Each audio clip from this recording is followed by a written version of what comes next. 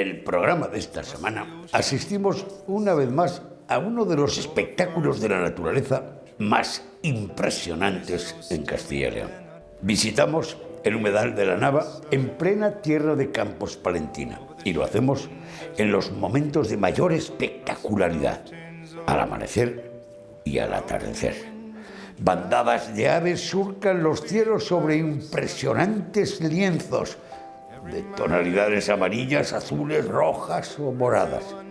Y es que en determinadas épocas del año, las lagunas de la Nava recuperan su destino histórico de recibir a las aves migratorias que desde el norte de Europa hacen un alto en el camino hacia África. Y lo hacen en las lagunas de la Tierra de Campos. Recorreremos el complejo lagunar de un espacio natural que tras su recopilación hoy es una de las referencias en la conservación de las aves acuáticas en Europa. Hablaremos con los responsables de su conservación, así como con los colectivos que hace años iniciaron la defensa de este espacio natural. En la Casa del Parque, situada en la localidad palentina de Fuentes de Nava, conoceremos las herramientas que desde la Administración regional se ponen a disposición de visitantes y turistas de naturaleza. Nos sentaremos en la mesa del restaurante que dirigen Susana y Rubén, en el mirador de Autilla del Pino, una cocina de altura. Con el escritor local, Javier Ruiz, conoceremos la interrelación que existe entre cómo han convivido los terracampinos con el mar de Campos a lo largo de la historia. Sin duda, lo que hoy vamos a compartir es un extraordinario museo a la intemperie, gratis, al alcance de todos, niños y mayores, y al mismo tiempo un envase cultural de extraordinario valor que coloca a Castilla y León entre las comunidades que defienden y preservan la naturaleza, la fauna y los valores ambientales.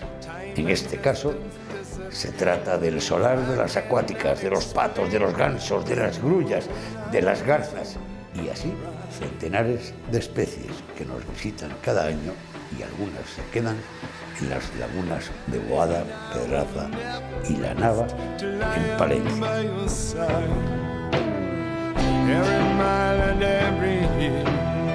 Time and distance disappear. I cannot explain this, dear. No, I will not even try.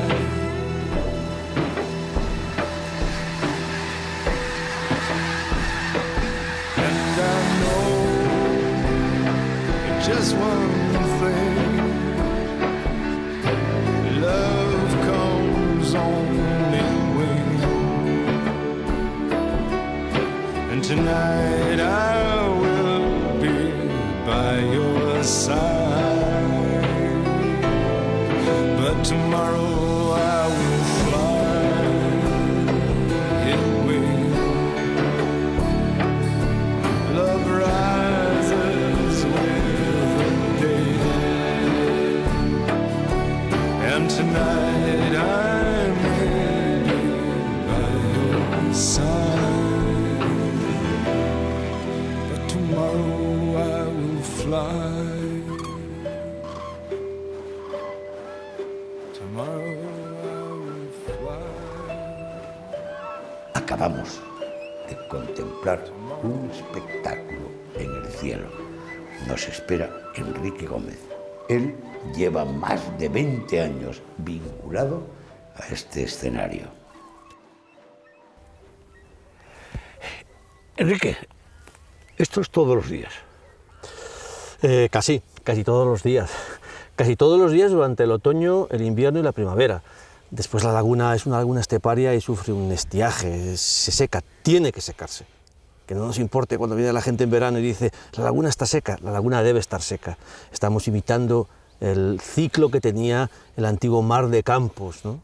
Es aquella laguna enorme de 4.000 hectáreas, pero durante noviembre, diciembre, enero, febrero, hasta abril, mayo, sí, es así todos los días. Lo que hemos comprobado en tan solo un par de horas en el amanecer Es un espectáculo impresionante. Sí, sí, es verdad que es un espectáculo. Nosotros estamos muy acostumbrados a ese espectáculo y a veces crees que pierde un poco de encanto, pero no, es un espectáculo fantástico. Decía Camilo José Cela que incluso al menos aficionado a las aves, ver salir por la mañana miles de gansos, miles de grullas, era algo que le deja con la boca abierta. Es verdad, yo creo que es un espectáculo de naturaleza y además muy cerquita de nuestra casa. No estamos en el corazón de África, ni en Doñana, ni estamos en un lugar lejano. ¿Dónde nos encontramos ahora? Estamos en la laguna de la Nava, estamos en Fuentes de Nava, a 25 kilómetros de la capital palentina, a muy poca distancia en vehículo,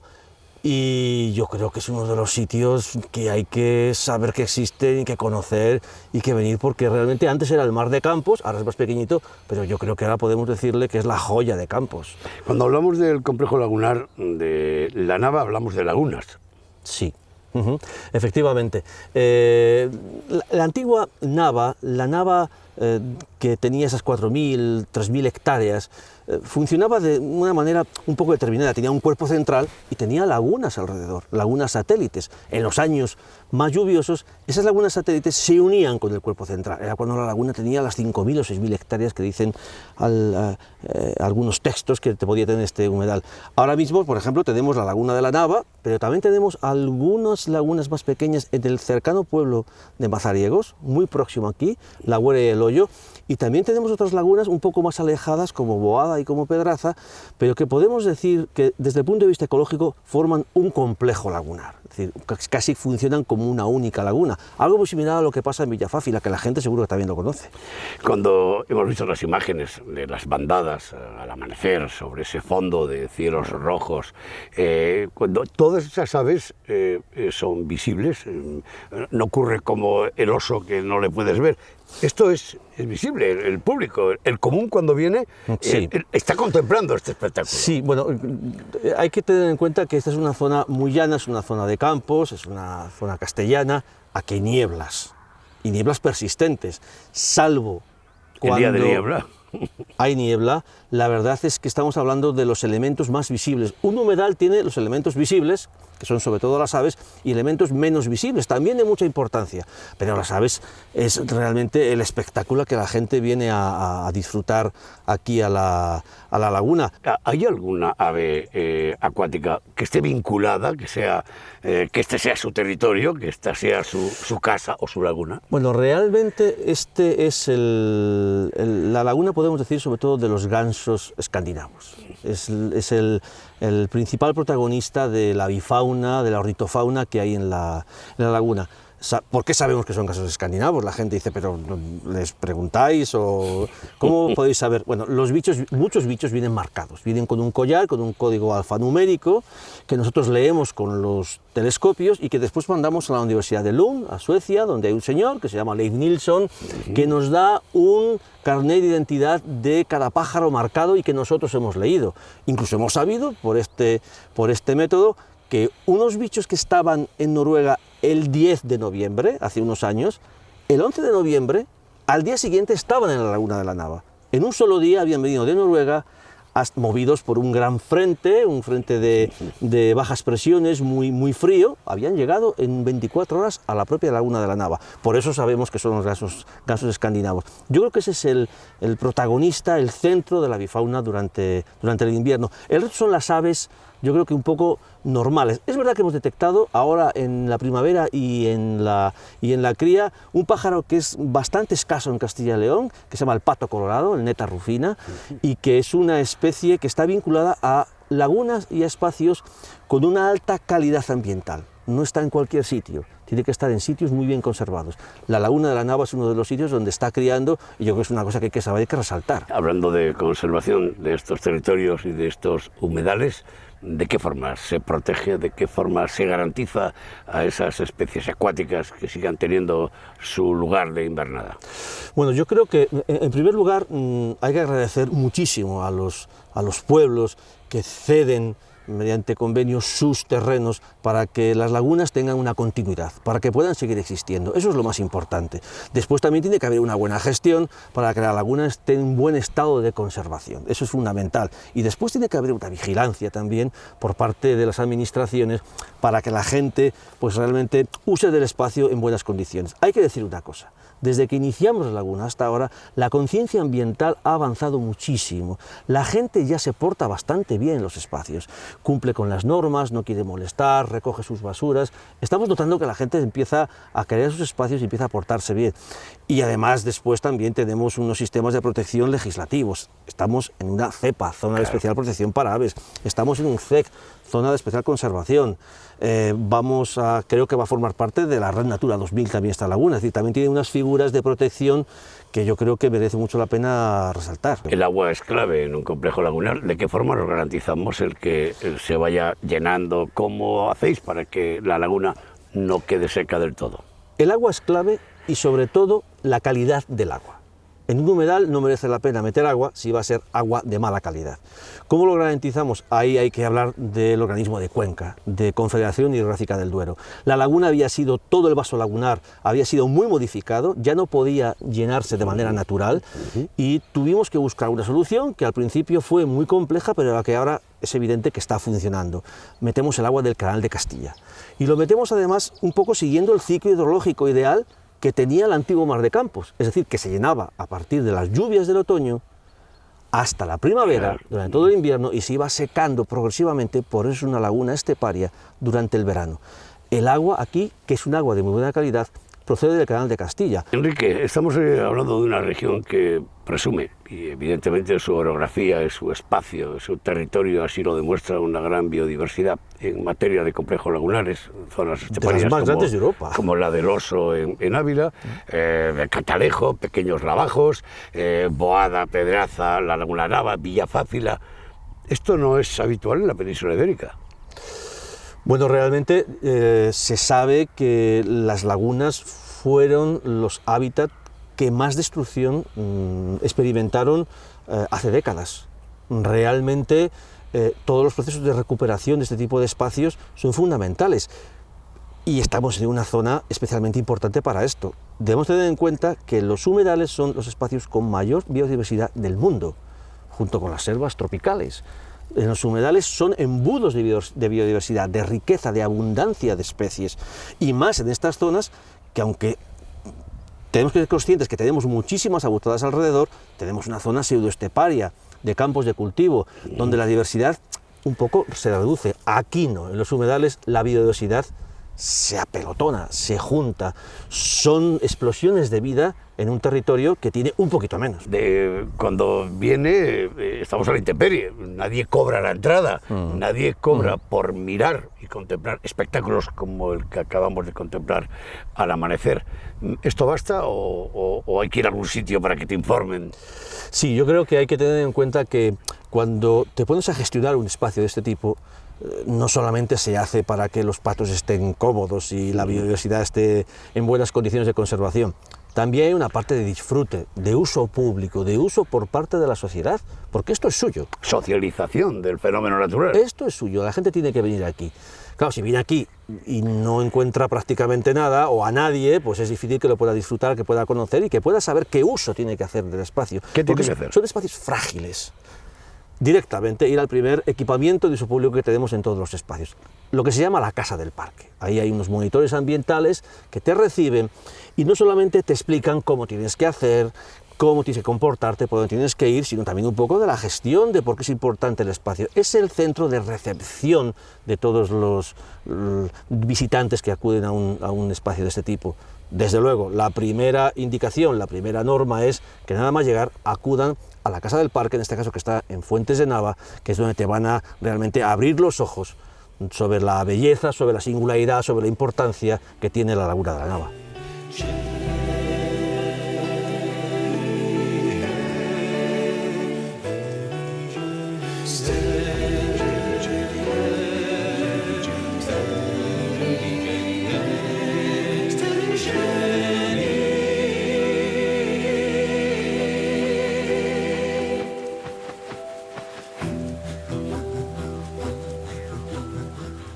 Nos vamos en busca de Carlos Zumalacárregui. Él es biólogo y vive y trabaja en Fuentes de Nava. Pertenece a la Fundación Global Nature, una iniciativa que ha sido una verdadera cantera de técnicos y de naturalistas ligados a las lagunas de la Nava.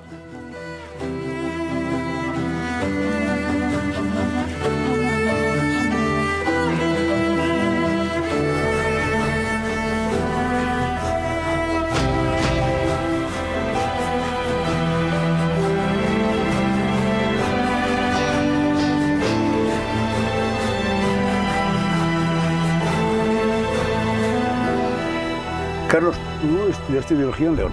Sí, estudié biología en León, acabé en el año 2002 y luego en el año 2005, gracias a que conocí a Fernando, pues acabé aquí. Fernando Jubete, Fernando el pajarero. El pajarero que inició todo esto que estamos aquí.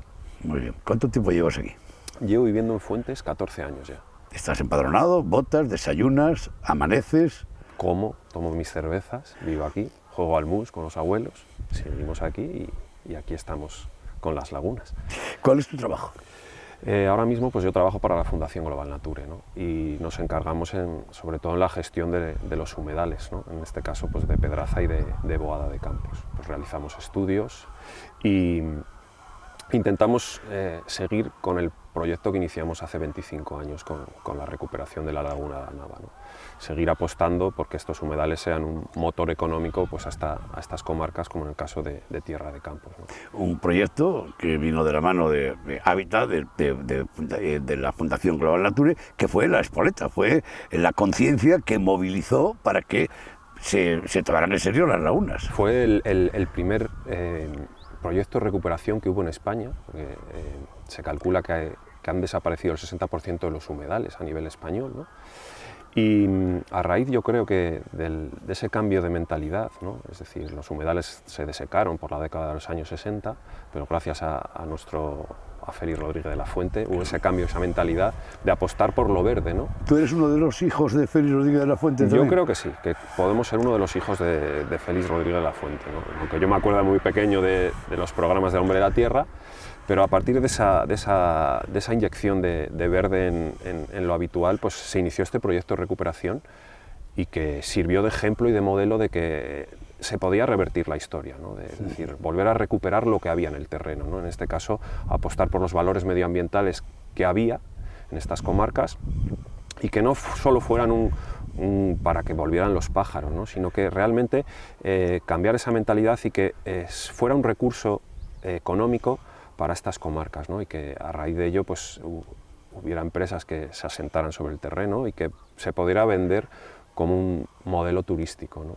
Y apostar porque la gente viniera a conocer que existía una laguna, en el caso del Mar de Campos, y presentar pues, los distintos habitantes que hay aquí. ¿Cómo es posible que una pequeña especie, cuánto pesa?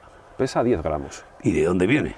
Pues sus poblaciones se localizan en el norte de Europa, ¿no? Más concretamente en Ucrania y Bielorrusia, ¿no? Estos países que se escindieron de la URSS. Y es un pequeño pájaro que, como te digo, de 10 gramos, que anualmente realiza migraciones de 12.000 kilómetros, ¿no? Y para aquí en agosto, es decir, la laguna de la Nava es su gasolinera, como decimos habitualmente, está unos cuantos días, se come su bocadillo, descansa y continúa ese largo viaje hasta llegar a Senegal. Y un pájaro tan diminuto, tan pequeño, requiere la atención de un proyecto de estudio y genera puestos de trabajo. Sí, en este caso sí, es decir, es el paseriforme, es el pájaro pequeño más amenazado de Europa, ¿no? Por desgracia, está amenazado y está en peligro de extinción, ¿no? Pero tenemos la suerte que descansa aquí en verano y esto hace que poner un valor y poner un granito más, ¿no?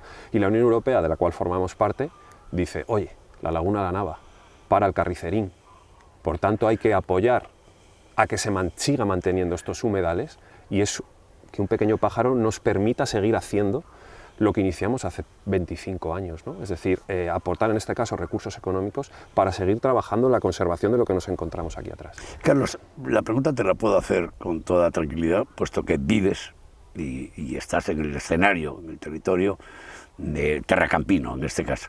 La población que vive en Peraza de Campos, que vive en Torrebormojón, que vive en Puentes de Nava, en Cascón, en los pueblos del entorno, ¿está sensibilizada con este fenómeno natural? Sí, está sensibilizada, ¿no? Sí, hay los dos extremos, ¿no? Hay gente que todavía lo ve, cree, por ejemplo, ¿no? Cree que soltamos los topillos, ¿no? Y que estamos aquí de una manera que ellos no comparten. Pero por el otro lado, sí, gente que apuesta, hay casas rurales, se siguen manteniendo bares, las casas de los parques, es decir, lo han visto realmente que a través de ese proyecto que se inició hace 25 años, lo han visto como una ayuda, ¿no? Y que todavía es algo a que agarrarse para poder seguir manteniendo estos pueblos, ¿no? Las instalaciones de la Fundación Global Nature, además del trabajo que desarrolláis, los técnicos medioambientalistas y los naturalistas que trabajáis aquí, ¿qué otras actividades desarrolláis durante el año? Pues nosotros a su vez tenemos un albergue, ¿no? Es decir, cuando iniciamos el proyecto Recuperación no solo consistía en volver a poner agua en las lagunas, ¿no? Sino que también dijimos hay que apostar y tenemos que dar ejemplo, ¿no? Y montamos un albergue y seguimos realizando pues otro tipo de actividades sobre todo, como te comentaba, de educación ambiental, ¿no? Divulgar lo que hacemos, ¿no? Decir que gracias a esta recuperación pues existe lo que hoy mismo se ha creado, ¿no? Lo que existe en el terreno, ¿no? Y también actividades científicas, ¿no? En verano nos dedicamos a estudiar ese carricerín, ¿no? Llegamos aquí, nos levantamos a las 5 de la mañana, los cogemos, los estudiamos, les soplamos, pues de ahí que nos llamen los pajareros de Fuentes, ¿no? Digan, estos chicos en agosto que se levantan a las 5 de la mañana, ¿a dónde van, no? Entonces, bueno, hacemos un poco de todo, ¿no? ¿Cuántos trabajáis en la Fundación? Ahora mismo en la Fundación estamos trabajando a nivel de Palencia 2 personas, ¿no? ¿Cuántos podrían trabajar? ¿Habría trabajo? ¿Hay material? ¿Hay proyecto? Te digo el ejemplo, ¿no? A lo largo de estos 25 años hemos estado llegando a trabajar casi 14 personas en pueblo, ¿no? En el pueblo, ¿no? Y con nuestras actividades en verano, lo que te decía, ¿no? En el caso de la actividad de anillamiento, viene mucha gente. Hemos llegado a contabilizar igual meses de 60 40 personas, de 40 a 60 personas que se quedaban a dormir en el albergue y estaban aquí con nosotros con los campos de trabajo que realizábamos. Chavales que venían pues a veces de países de Alemania, de Francia, venían aquí a pasar el verano, a conocer Tierra de Campos, claro, conocer el Carricerín y conocer la laguna, ¿no? ¿Te gusta lo que haces? A mí sí. A mí me gusta vivir en Fuentes.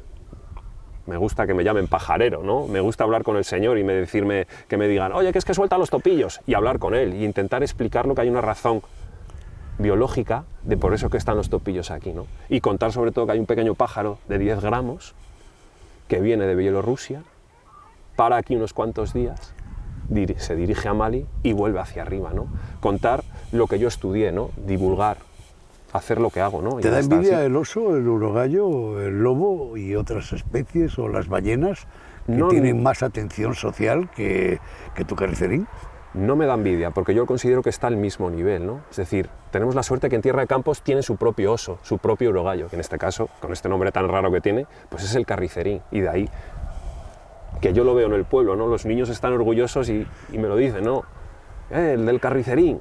Es una cosa que ahí está, ¿no? Y que gracias a ese pequeño pájaro todavía se siga invirtiendo en este espacio que estamos, ¿no?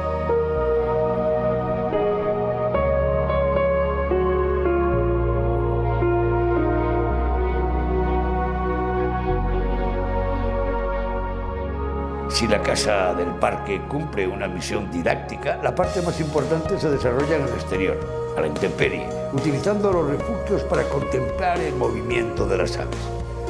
En el caso de las lagunas de la Nava, Mariano Torres es uno de los guías ambientales que aporta su conocimiento a los visitantes, tanto a los turistas habituales como a los ornitólogos y científicos que con mucha frecuencia visitan los humedales.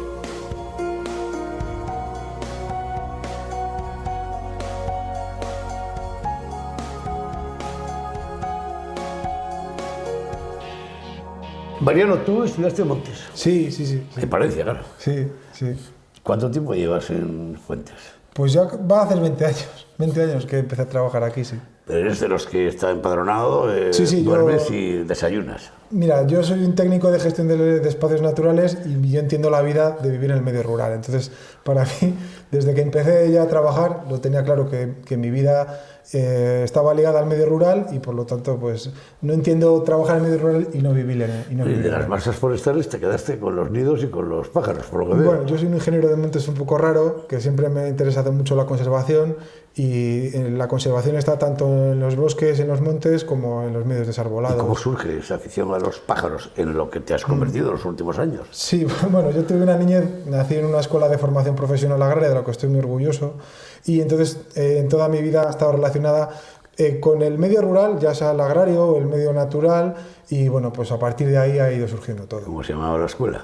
La escuela de Viñalta, aquí en Palencia. La dirigió tu padre, Alfredo, Claro, sí, Alfredo Torres. Sí. Muy bien. Mariano, dime cómo conseguís censar y saber que tal especie acuática son 300, 225, 3, 2, 1. ¿Cómo lo conseguís? Bueno, pues para eso es como cualquier trabajo que requiere una especialización. Entonces, pues estamos acostumbrados desde hace mucho tiempo a realizar censos, pues nos conocemos muy bien todas las especies, y luego pues sí que hay que tener a veces práctica visualmente o con el oído, pero al final no deja de ser una cosa que requiere cierta práctica y cierta capacidad para estimarla. Sabes que si trabajas con grupos grandes, pues cuántas hay y saber estimar, pero práctica en identificación. Lo que acabamos de ver en el censo es lo que tenemos estos días. Sí, cada 15 días más o menos. La Junta de Castilla y León, que es la que gestiona la laguna, pues realiza seguimientos, no solo de avifauna, de otros grupos también. Y en el caso de la avifauna, porque sí que es verdad que los visitantes les motiva mucho y hay mucha gente específica que viene con turismo que ahora se conoce como turismo ornitológico, entonces quizás desde este observatorio trabajamos mucho la parte de las aves. Mariano, la gente llega, el público, el turista, el aficionado a la naturaleza llega a la Casa del Parque, le explican lo que... Pero luego hay que ir a la práctica. Claro. Ahí es donde tú entras, ¿no? Claro, tanto yo como algún compañero mío más que estamos aquí los fines de semana. Empezamos ahora, que ya la laguna está inundada hasta finales de mayo, y estamos los sábados y los domingos de 10 a 2. También puntualmente, pues la laguna también tiene vigilancia, y si algún visitante viene, pues también la vigilancia le informa de muchas cosas, pero de forma constante siempre estamos aquí con un telescopio los sábados y los domingos de 10 a 2 con cualquier persona que venga, de forma gratuita, y con el censo, con los paneles que tenemos y con guías, pues les enseñamos a ver las aves que hay, y sobre todo con telescopios de muy buena calidad, que la verdad es que muchas veces se van encantados, porque estamos muy cerca. ¿Cuántas acuáticas tenemos? Bueno, más pues, o menos, el total de especies que estamos manejando. Por la laguna hay observadas más de 200 especies. Podemos ver aves durante diferentes periodos del año, van cambiando, porque no son lo mismo las aves que están en invierno que las que crían o las que están en pasos migratorios y son accidentales. Un ejemplo, por ejemplo, hace una semana vimos por aquí una águila imperial, que es una ave de monte mediterráneo. Bueno, pues vemos muchas aves que se observan de forma puntual. ¿Y cuáles son aquellas que el común, el visitante no especialista en el mundo de la ornitología, puede divisar fácilmente? Sí, bueno, desde aquí, pues hoy hemos visto cómo entran los gansos y cómo salen por la mañana y cómo vuelven. Es una de las cosas más espectaculares. Este observatorio, que está siempre abierto, pueden entrar aquí, incluso venir de noche y esperar a que salgan los gansos. También hay un buen momento que es el mediodía, cuando los gansos vuelven a beber, han estado comiendo en los campos de cultivo, y también los visitantes, si no quieren madrugar, como habéis dicho vosotros hoy, bueno, pues a mediodía también suelen entrar, están un rato antes de volver a pastar por la tarde y ya volver a dormir. En tu caso te enfrentarás al especialista, al ornitólogo, al especialista, al que viene a hacer un documental, al investigador, al científico, pero también a la persona normal que llega y que se enfrenta directamente a la cultura del humedal. Sí, la verdad es que tenemos que estar acostumbrados a trabajar incluso con gente que viene del extranjero y adaptarnos un poco a lo que cada persona nos demanda. Y para nosotros es importante porque, bueno, este humedal no tiene el renombre que otros, se recuperó, ya va a hacer 30 años desde que se recuperó la laguna, pero no se conoce tanto. Entonces, para nosotros es un reto siempre el que se corra la voz de que aquí hay un sitio en el que se atiende a la gente directamente incluso y con unas instalaciones que no todos los... Está muy bien. Ya no hablo de espacios naturales, sino de humedales, disponen. Mariano, ¿te gusta lo que haces? Sí, me encanta. Un placer, amigo. Muchas gracias.